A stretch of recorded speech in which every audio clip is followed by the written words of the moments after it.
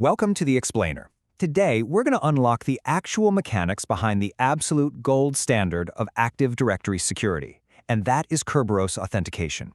Look, if you work in IT, you've definitely heard the term, and honestly, you're relying on it every single day.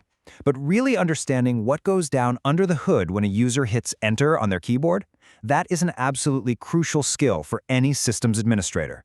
So let's just dive right in and demystify the magic behind secure network authentication. Think about this for a second.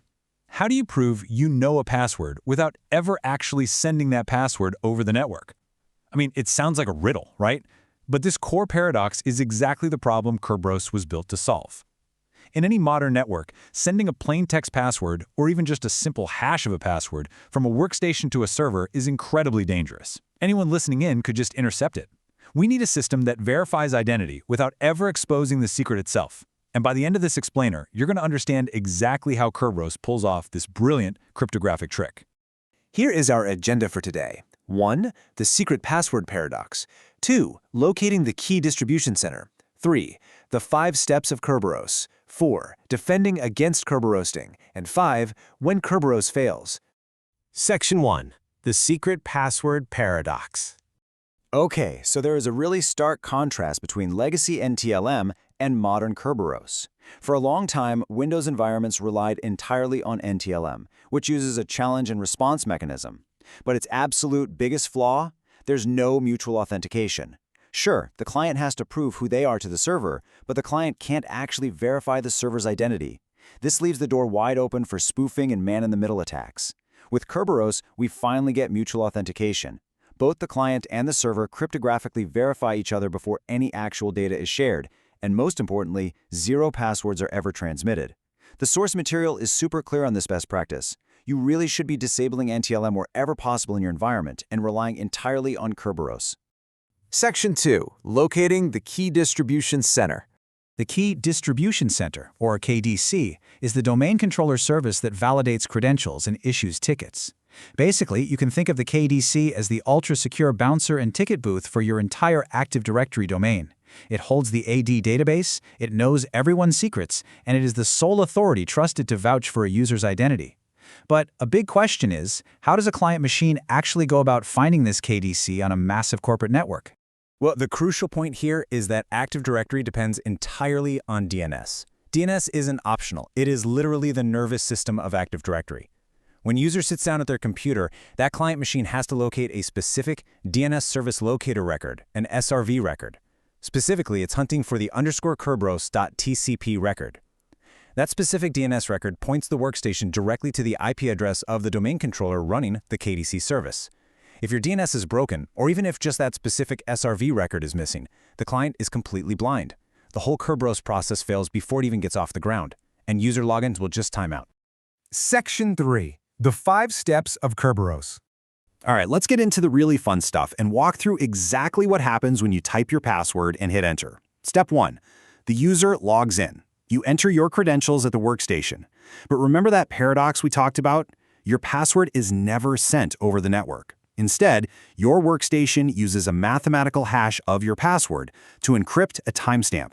Step 2. Contact the DC. The workstation reaches out to the KDC and sends over that encrypted timestamp. The KDC looks up your user account, generates the exact same hash from the password it already has on file, and tries to decrypt your message. If that timestamp decrypts perfectly, the KDC knows for a fact you must have the correct password. Step 3. Receive your TGT. Because you proved your identity, the KDC issues you a ticket granting ticket, or TGT. Think of this as your VIP wristband for the network. Step 4. Request a service ticket. Now, say you want to access a specific resource, like a file share. You don't send your password to the file server. Instead, you show your VIP wristband, your TGT, to the KDC and essentially say, "Hey, I'm verified. Please give me a ticket specifically for that file server." The KDC obliges and hands you a service ticket. Step 5. Access the resource. Finally, the client presents that specific service ticket directly to the target server. The target server validates the ticket, and boom, access is granted. Notice how at no point in those 5 steps did your actual plain text password travel across the wire. It's pretty brilliant. Now, building on that VIP wristband analogy, the ticket granting ticket you get in Step 3 is actually valid for 10 hours by default. Why 10 hours? Well, because it perfectly covers a standard workday. Once you have that TGT, you don't have to keep pestering the KDC to verify your password every single time you open a new file share or map a printer. You just use your 10-hour TGT to request those individual service tickets. This setup vastly reduces network traffic and the load on your domain controllers, all while keeping your actual password safely tucked away. Section 4. Defending against Kerberosting. One of the absolute most powerful tools in a Windows administrator's arsenal is the Protected Users Security Group. If you have highly privileged accounts, we're talking domain admins or enterprise admins, you absolutely should be dropping them into this group. The rules enforced here are seriously strict. First off, that standard 10-hour TGT lifetime slashed to just 4 hours. This drastically shrinks the window of opportunity if a ticket ever gets compromised. Next, it completely forces modern AES encryption. Older, weaker encryption types like RC4 or DES are just completely blocked. And finally, there is zero NTLM fallback allowed. If a service can't negotiate Kerberos, the authentication just fails entirely. It is a high-stakes, maximum security setting specifically designed to shut down credential theft. And speaking of credential theft, how do you actually spot a Kerberos attack in progress?